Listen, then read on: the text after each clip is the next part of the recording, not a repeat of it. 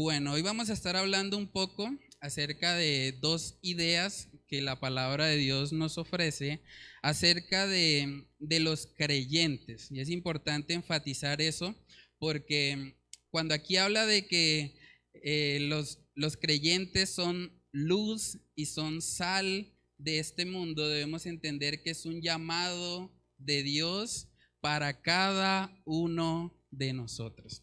No solamente están llamados a ser sal y luz los pastores, los líderes, los que de pronto están sirviendo como tal en la iglesia, sino que cada creyente ha sido llamado de parte de Dios para ser luz y sal en este mundo. Entonces, vamos a estar mirando ese texto, que es un texto muy interesante, en Mateo capítulo 5, versículos del 13 al 16. Mateo capítulo 5, versículos del 13 al 16, dice ahí de la siguiente manera: vosotros sois la sal de la tierra, pero si la sal se desvaneciere, ¿con qué será salada? No sirve más para nada, sino para ser echada fuera y hollada por los hombres. Vosotros sois la luz del mundo. Una ciudad asentada sobre un monte no se puede esconder, ni se enciende una luz y se pone debajo de un almud, sino sobre el candelero, y alumbra a todos los que están en casa. Así, alumbre vuestra luz delante de los hombres, para que vean vuestras buenas obras y glorifiquen a vuestro Padre que está en los cielos. Vamos a comenzar con oración. Padre, queremos pedir de tu dirección en este estudio, Señor. Ayúdanos a que podamos interiorizar esta verdad, Señor, de que somos llamados a ser luz y sal en este mundo, Señor. Ayúdanos a entender qué significa eso, cómo podemos poner en práctica ese llamado que tú nos has hecho, Señor, y que como iglesia podamos enfocarnos, Señor, en cumplir con esa comisión que tú nos has dejado. Padre, oramos para que tú te glorifiques en esta noche. Te lo pedimos, Señor, en el nombre poderoso de Cristo Jesús. Amén y amén. Bueno, hermanos, es un poco curioso esta metáfora que se utiliza aquí, hablando de que los creyentes son la sal y son la luz del mundo. Saben que la sal en ese contexto básicamente tenía dos funciones. Una de ellas era sazonar, pues darle un sabor más agradable a la comida, y la otra era preservar. Como ustedes saben, en ese contexto, pues no iban a existir los sistemas de refrigeración que tenemos actualmente. Por lo tanto, para preservar las carnes o demás alimentos, lo que se hacía era envolver todo en sal para que de esa manera se preserve de mejor manera ese alimento. ¿Sí? Entonces, hay básicamente dos formas en que podemos entender esto de la sal. Una es que este mundo vive completamente sin sabor, vive en el pecado, y nosotros como creyentes, al traer los principios de la palabra de Dios a este mundo, pues le vamos a dar un mejor sabor a la sociedad en la que encontramos. Eso tendría que ver con la interpretación de sazonar. La otra posible interpretación tiene que ver con preservar. Nosotros vivimos en un mundo que tristemente está en deterioro moral. Y la sal, o los creyentes en este caso, ayudan a que los principios de la palabra de Dios aún permanezcan en medio de esta sociedad corrupta y que la putrefacción no sea tan rápida. Podemos verlo de cualquiera de las dos maneras, pero lo que sí podemos aprender de este pasaje, independientemente de la interpretación que tomemos, es que los cristianos deben estar en el mundo. Un cristiano no debe aislarse del mundo. Eso es muy importante. Si la sal solamente está rodeada de otros granos de sal, no va a cumplir con ninguna de esas dos funciones. No va ni a sazonar ni a preservar. ¿Cuántos de los que están aquí han comido un delicioso aguacate con sal así encima? ¿Quién ha comido eso? Claro, eso es una de las delicias gastronómicas que tenemos acá en Colombia, pero ¿saben qué pasa si la sal no entra en contacto con el aguacate? El aguacate queda desabrido, ¿cierto? No tiene el mismo sabor. Es necesario que la sal tenga contacto con el aguacate para que sepa rico, ¿cierto?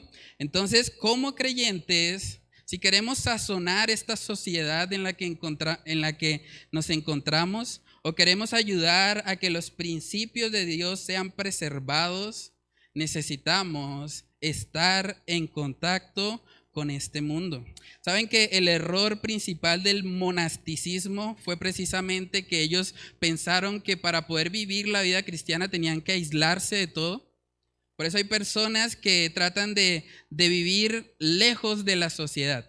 Pero cuando un creyente hace eso, realmente no va a cumplir con este propósito. Porque la sal, si no entra en contacto con aquello que va a salar, pues no puede cumplir con el propósito para el cual esta fue diseñada.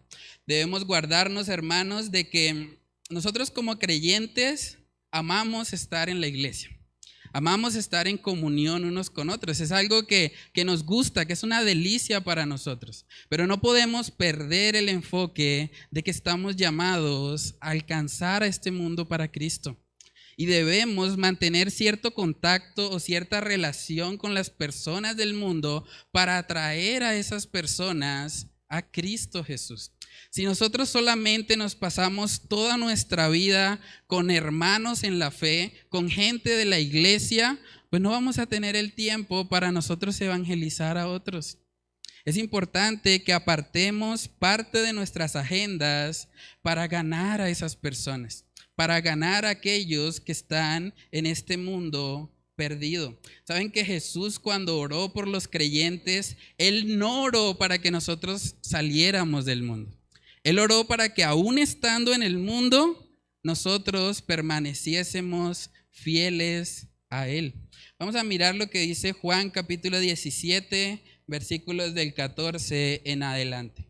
Dice ahí: yo les he dado tu palabra y el mundo los aborreció, porque no son del mundo, como tampoco yo soy del mundo. No ruego que los quites del mundo, sino que los guardes del mal. No son del mundo, como tampoco yo soy del mundo. Santifícalos en tu verdad, tu palabra es verdad. El creyente está en el mundo, pero no es del mundo. El creyente está en el mundo porque necesita cumplir con esa función, con la función de ganar a este mundo de tinieblas para Cristo. Hermanos, debemos entender que la iglesia en sí misma no es un club, no es un lugar donde estamos siempre los mismos, con las mismas, sino que la iglesia es el ente que Dios ha colocado en la tierra para alcanzar a otros, para que más personas vengan a la salvación.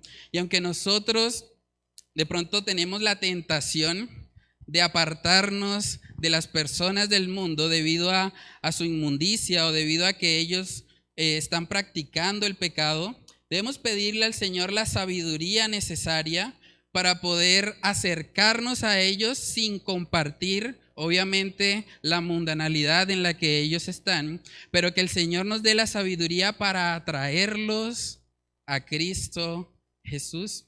En 1 Corintios capítulo 5, el apóstol Pablo también habla acerca de que es imposible no juntarse con aquellos que son pecadores. 1 Corintios capítulo 5, versículo 9, miremos lo que dice. Os he escrito carta para que no os juntéis con los fornicarios. Pero miren la aclaración. No absolutamente con los fornicarios de este mundo, o con los avaros, o con los ladrones, o con los idólatras, pues en tal caso os sería necesario salir del mundo. Más bien os escribí que no os juntéis con ninguno que llamándose hermano fuere fornicario, o avaro, o idólatra, o maldiciente, o borracho, o ladrón. Con el tal ni aun comáis. Aquí vemos que el apóstol Pablo está reconociendo que en el mundo hay personas fornicarias, hay avaros, hay ladrones, hay idólatras, y que debemos compartir con ellos. O sea, si nosotros nos alejáramos totalmente de ellos, pues sería como salir de este mundo. Entonces, debemos entender que para poder cumplir con la función de ser luz y sal de este mundo, debemos mantener cierto contacto con personas que no son cristianas. Y yo les digo eso porque a veces es fácil, yo pensaba un poco en eso cuando estaba preparando este mensaje, como de un momento para acá, casi que todo mi círculo de amistades se han vuelto cristianos. ¿Sí? Y pues uno dice, bueno, gloria a Dios porque puedo tener comunión con mis hermanos en la fe. Pero al mismo tiempo, si yo no trato de sacar un espacio para ganar a ese mundo incrédulo, ¿cómo voy a cumplir con mi función de ser luz y sal de este mundo? Saben que debemos guardar un equilibrio porque la Biblia también nos advierte acerca de tener una comunión íntima con aquellos que no conocen al Señor. Y es ahí donde debemos tener cuidado. Dice en 2 Corintios capítulo 6, vamos ahí. 2 Corintios capítulo 6, verso 14, dice, no os unáis en yugo desigual con los incrédulos. Porque ¿qué compañerismo tiene la justicia con la injusticia? ¿Y qué comunión la luz con las tinieblas? Saben que cuando se utiliza la palabra comunión, habla de una relación íntima y cercana. Como creyentes no debemos tener comunión con los incrédulos. Está bien que nosotros nos acerquemos a ellos, que hablemos con ellos, pero no podemos llegar a un incrédulo a pedirle que nos dé un consejo respecto a cómo vivir nuestra vida cristiana. Porque el incrédulo está en tinieblas. Él está viviendo lejos de la voluntad de Dios para su vida. Entonces, es muy importante que también mantengamos ese equilibrio, pero no perdamos el contacto con aquellos que no conocen del Señor. De pronto hay solteros escuchando eso. Es muy importante que ustedes tengan presente que a las personas incrédulas no se les va a ganar por medio del coqueteo o por medio de pronto de tener esa comunión íntima con ellos. De hecho, si usted hace eso, usted le está mostrando a esa persona que la palabra de Dios no es realmente tan importante. Porque si usted está dispuesto o dispuesta a desobedecer a Dios en este mandamiento de no unirse en yugo desigual, pues ¿qué puede esperar esa persona acerca de su cristianismo? Es muy importante, hermanos, que nosotros nos guardemos de la comunión íntima con los incrédulos, pero que no perdamos el contacto con ellos. De eso se trata, estar en el mundo y no ser del mundo. Saben que también cuando hablamos de la idea de luz, y eso es importante también aclararlo, Jesús mismo dijo en Juan capítulo 8 que Él es la luz del mundo. Vamos a ver eso. Juan capítulo 8, versículo 12. Dice ahí la palabra de Dios. Otra vez Jesús les habló diciendo, yo soy la luz del mundo. El que me sigue no andará en tinieblas, sino que tendrá la luz de la vida. El que me sigue no andará en tinieblas, sino que tendrá la luz de la vida. Hermanos, la luz como tal viene de Cristo.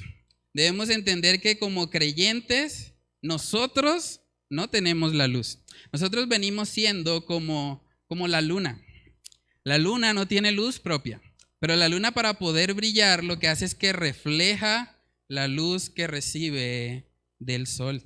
Entonces, como creyentes, hermanos, debemos asegurarnos de entender este propósito que el Señor tiene para con nosotros al ser luz. Se trata de llevar a otras personas a Cristo.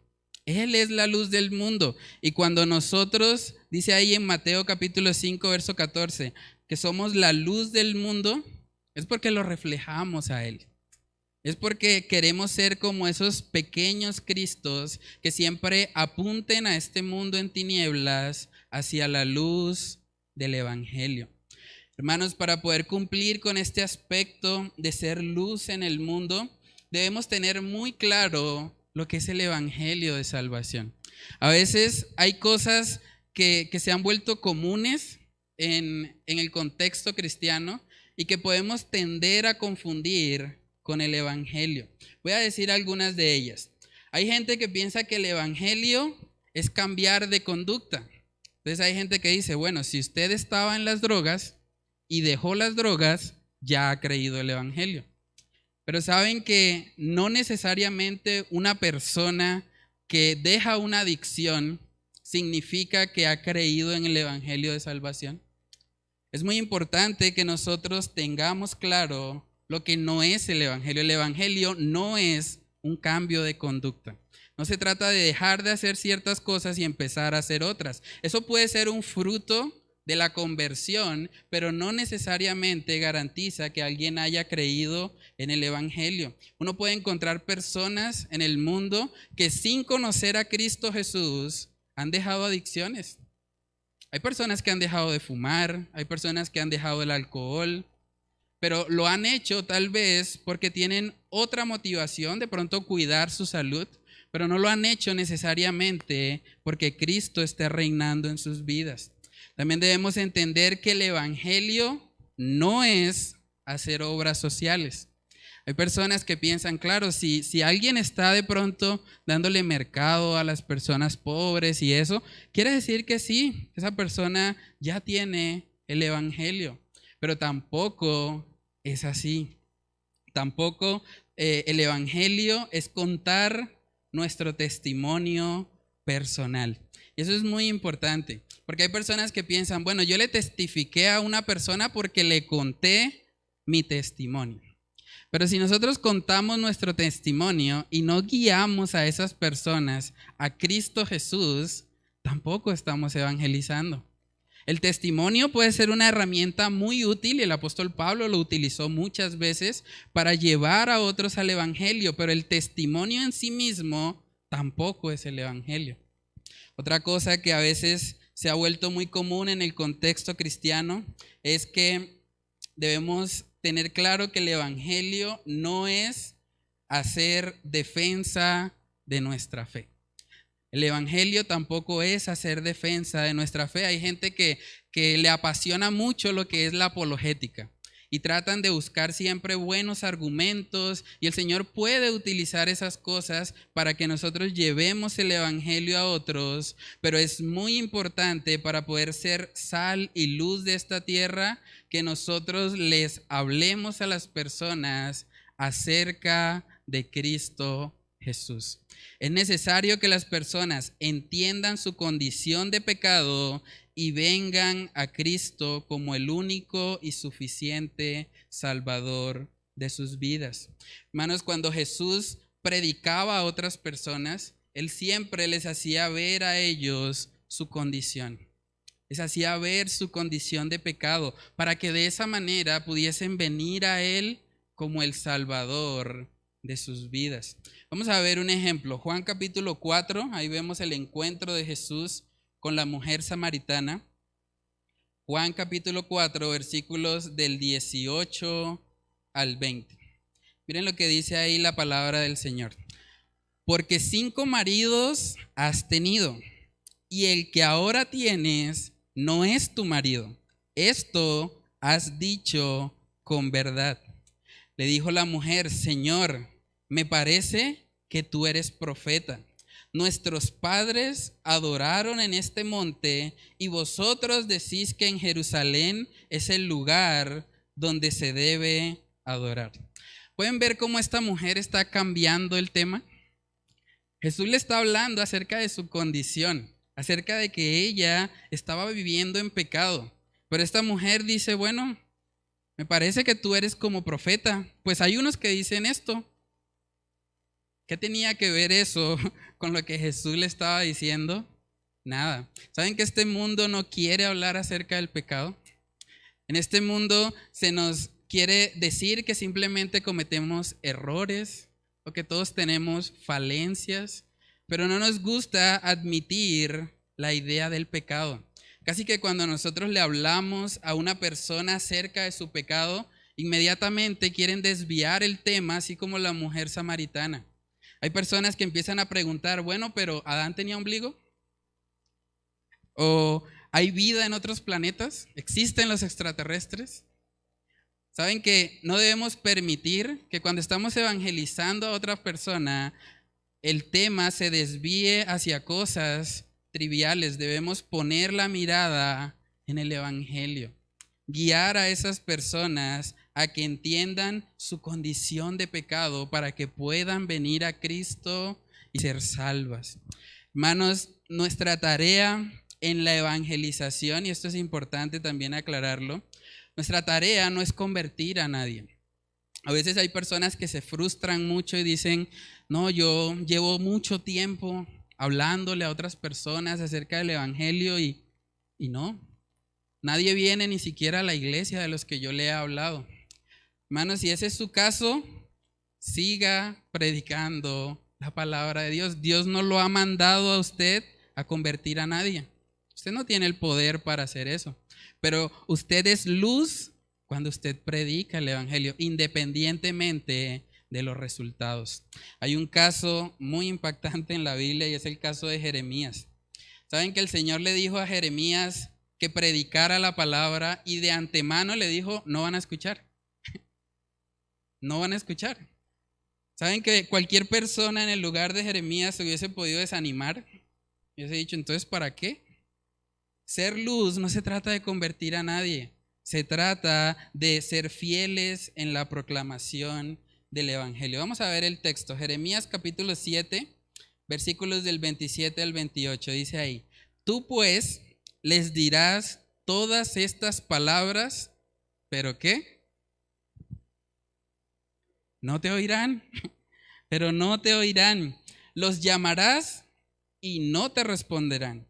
Les dirás, por tanto, esta es la nación que no escuchó la voz de Jehová su Dios, ni admitió corrección, pereció la verdad, y de la boca de ellos fue cortada. Hermanos, debemos guardarnos de confundir el hecho de ser luz con traer a otras personas o ver el fruto más bien del evangelismo. El fruto o el crecimiento lo da Dios. Lo que nosotros hacemos es simplemente llevar la semilla del evangelio. Y Dios es el que se encarga de hacer lo demás. Es muy importante que entendamos eso para que no nos sintamos desanimados o frustrados cuando vemos que al predicar la palabra de pronto las personas no se convierten. Ser luz se trata de predicar y el resultado se lo dejamos al Señor. También es importante que nosotros tengamos claro que al Señor le plació salvar al mundo por medio de la locura de la predicación. Hoy en día uno escucha personas tratando de evangelizar, diciéndole a otras personas, bueno, si tú vienes a Cristo, Él te va a suplir tu necesidad física. O si tú vienes a Cristo, Él va a solucionar tus problemas económicos. O si tú vienes a Cristo, esos problemas que tienes familiares se van a resolver. Pero ¿saben que en la Biblia nunca vemos eso? De hecho, Jesús dijo, en el mundo tendréis aflicción, pero confiad que yo he vencido al mundo. Decirle a otra persona que todos sus problemas se van a solucionar es simplemente mentirles. Es decirles algo que la palabra de Dios no enseña, no promete. A Dios le plació salvar a este mundo por la locura de la predicación. Y es ese instrumento de la predicación lo que debemos utilizar para alcanzar a este mundo en tinieblas. Dice 1 Corintios 1:21, pues ya que en la sabiduría de Dios, el mundo no conoció a Dios mediante la sabiduría. Agradó a Dios salvar a los creyentes por la locura de la predicación. Hermanos, lo que Dios utiliza para salvar al mundo es la predicación de su palabra. También hay una frase que se ha vuelto muy popular en el contexto cristiano que dice, predica todo el tiempo y si es necesario, usa palabras. ¿Han escuchado esa frase? Es algo muy común actualmente y aunque se diga esa frase con buenas intenciones, realmente si nosotros no hablamos, si no le compartimos la palabra de Dios a este mundo, que tanto lo necesita, no va a haber salvación. Tenemos que hablar. Por más buen testimonio que tengamos, el buen testimonio no salva a nadie. Es necesario que las personas oigan la palabra de Dios para que se arrepientan y crean. Dice la palabra en Romanos 10:17, así que la fe es por el oír y el oír por la palabra de Dios. Es necesario, hermanos, que nosotros compartamos las buenas nuevas de salvación. Este mundo vive en tinieblas. Este mundo vive para sí mismo y necesita escuchar las buenas nuevas de salvación. Hermanos, es triste, pero si nosotros no hablamos, ¿saben que los falsos maestros sí están hablando? Uno mira las iglesias hoy por hoy que predican un evangelio de prosperidad y uno puede ver la cantidad de personas que están allá, amontonados, siendo engañados por un mensaje falso. Y nosotros, que por la gracia de Dios tenemos el mensaje del evangelio, no podemos estar callados. Tenemos que ir y compartirle a este mundo las buenas nuevas de salvación. Vamos a mirar lo que dice 2 de Timoteo capítulo 4, versículos del 1 al 4. Miren lo que le decía Pablo a Timoteo. Te encarezco delante de Dios y del Señor Jesucristo, que juzgará a los vivos y a los muertos en su manifestación y en su reino, que prediques la palabra, que instes a tiempo y fuera de tiempo, redarguye, reprende, exhorta con toda paciencia y doctrina, porque vendrá tiempo cuando no sufrirán la sana doctrina, sino que teniendo comezón de oír, se amontonarán maestros conforme a sus propias concupiscencias y apartarán de la verdad el oído y se volverán a las fábulas. Hermanos, tenemos una gran comisión. ¿Cuándo fue la última vez que tú le compartiste a alguien el evangelio? No estoy preguntando cuándo fue la última vez que lo invitaste a la iglesia, aunque es bueno invitar a una persona a la iglesia para que escuche el evangelio, pero ¿cuándo fue la última vez que tú personalmente hablaste con esa persona para mostrarle su condición de pecado y su necesidad de un Salvador? Saben que no podemos ser sal y luz en esta tierra si nosotros no estamos compartiendo estas buenas nuevas, porque este mundo necesita escuchar la palabra de Dios.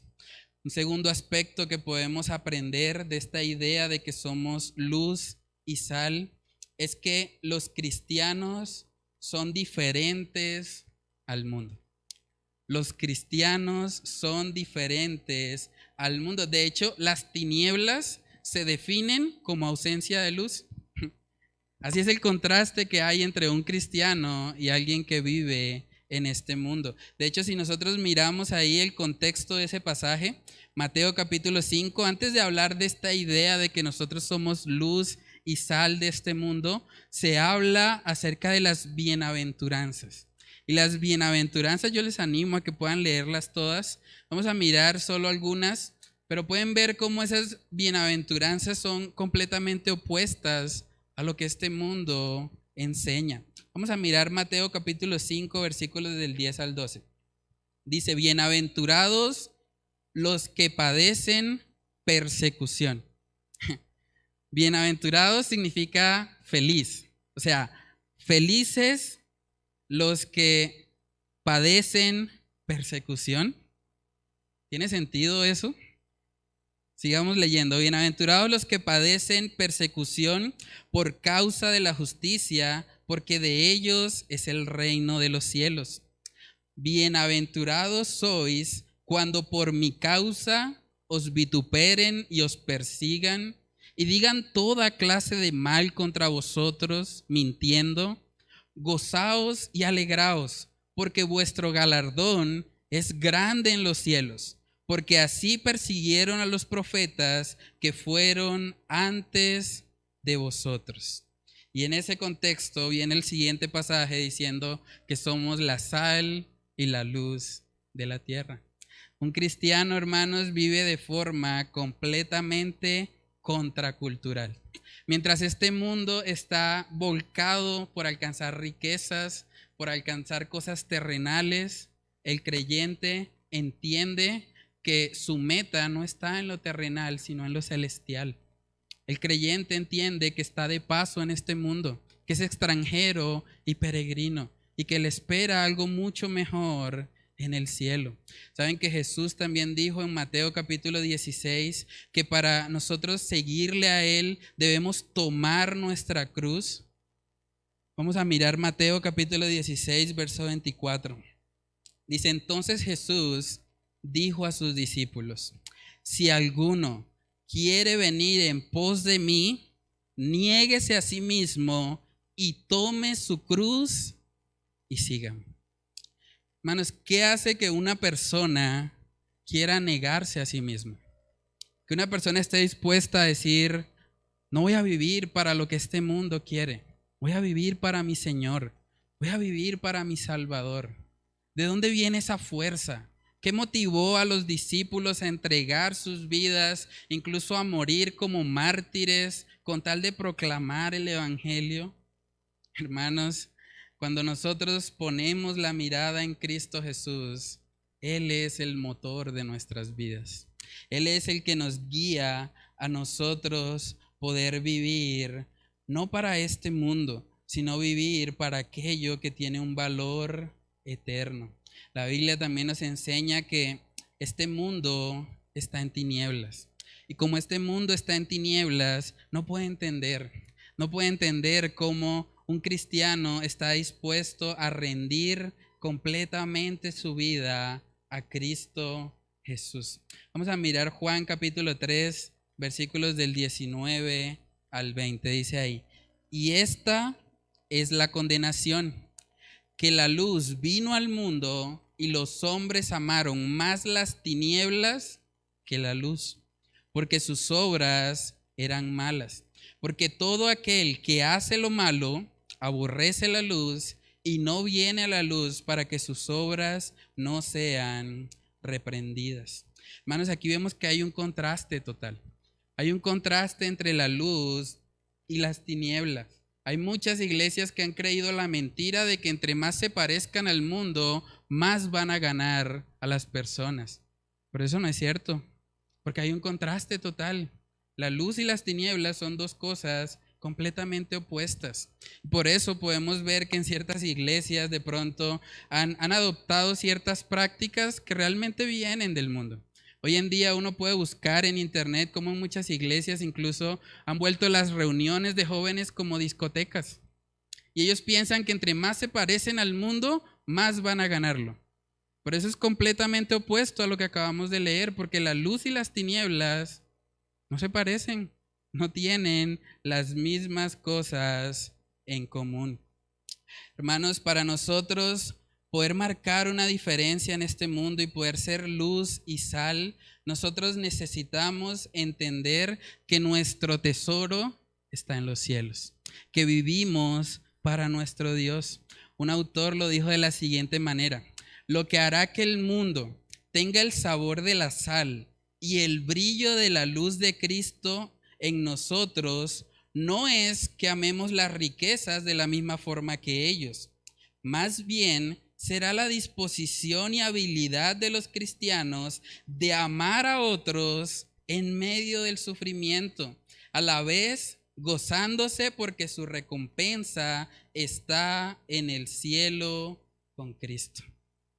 Hermanos, si como creyentes nuestra prioridad en esta vida es tener riquezas, ¿qué diferencia hay respecto al mundo? Si nuestra prioridad en esta vida es evitar el sufrimiento a toda costa, ¿qué diferencia hay con lo que desea este mundo?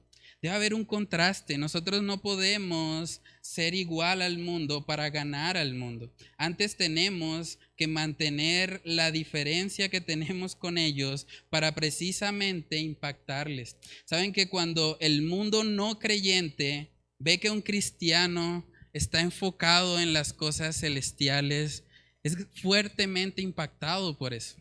Yo he visto testimonios de personas que me han dicho: Yo no sé qué le pasó a este amigo o amiga, pero desde que él está yendo a la iglesia yo veo una diferencia. Yo no sé qué es lo que pasó en él, pero yo veo un gozo. Yo veo que esa persona realmente tiene paz en su corazón. ¿De dónde viene eso? Y muchas veces cuando vivimos conforme al diseño de Dios para nuestras vidas, eso lo utiliza el Señor para que podamos llegar con el Evangelio a esas personas. Dice la palabra en primera de Juan capítulo 2 versículo 16, porque todo lo que hay en el mundo, los deseos de la carne, los deseos de los ojos y la vanagloria de la vida no proviene del Padre, sino del mundo. El mundo solamente ofrece estas tres cosas, pero nosotros, hermanos, debemos predicarle a este mundo acerca de Cristo Jesús. En tercer lugar, podemos ver que los cristianos llevan a otros a glorificar a Dios. Dice ahí en Mateo 5:16, así alumbre vuestra luz delante de los hombres, para que vean vuestras buenas obras y glorifiquen a vuestro Padre que está en los cielos. Nótese que no dice que los glorifiquen a ellos. Un cristiano no busca gloria para sí mismo. Un cristiano busca gloria para Dios. Como creyentes estamos consumidos por la gloria de Dios. Queremos que este mundo le conozca, que este mundo sea salvo. Un ejemplo muy impactante de eso es la vida de Juan el Bautista. Nosotros podemos ver en Juan capítulo 3, vamos a leer ese pasaje, cómo este hombre realmente tenía como meta las cosas celestiales. Él no estaba buscando crear su propia fama, él estaba buscando glorificar a su Salvador. Vamos a mirar Juan 3, versículos del 28 al 30. Dice ahí, vosotros mismos me sois testigos de que dije, yo no soy el Cristo, sino que soy enviado delante de él. El que tiene la esposa es el esposo, mas el amigo del esposo que está a su lado y le oye, se goza grandemente de la voz del esposo. Así pues, este mi gozo está cumplido. Miren lo que dice después. Es necesario que él crezca, pero que yo mengue. Hermanos, la vida cristiana se trata de eso, de que cada vez nosotros menguemos, de que cada vez nuestros deseos personales queden a un lado, porque vamos apuntándole a unos deseos celestiales, a unos tesoros celestiales en Cristo Jesús. Como creyentes, hermanos, ya no vivimos para nosotros mismos, vivimos para aquel que nos salvó y nos rescató de la muerte. Vamos a 2 de Corintios capítulo 5 versículos del 14 al 15, dice ahí, porque el amor de Cristo nos constriñe, pensando esto, que si uno murió por todos, luego todos murieron, y por todos murió, para que los que viven ya no vivan para sí, sino para aquel que murió y resucitó por ellos. Hermanos, ¿cuál es la pasión más grande de nuestras vidas? ¿Qué es aquello que nos mueve día a día a levantarnos? ¿Cuál es tu motivación más grande? Trata de pensar por un momento en eso. ¿Vives para ti mismo? ¿Para establecer tu reino acá en la tierra? ¿Para que el mundo te conozca? ¿Para que te alabe? ¿O vives para aquel que dio su vida en la cruz por ti? ¿O vives para aquel que derramó su preciosa sangre para salvarte? Como creyentes, hermanos, debemos entender que parte de ser luz y sal no se trata de que nos glorifiquen a nosotros o que nos alaben a nosotros. Se trata de que este mundo pueda glorificar al Creador y Salvador de sus vidas. Vamos a leer un último texto en Romanos capítulo 11. Romanos capítulo 11, versículo 36, dice ahí, porque de Él y por Él y para Él son todas las cosas. A Él sea la gloria por los siglos de los siglos. Amén.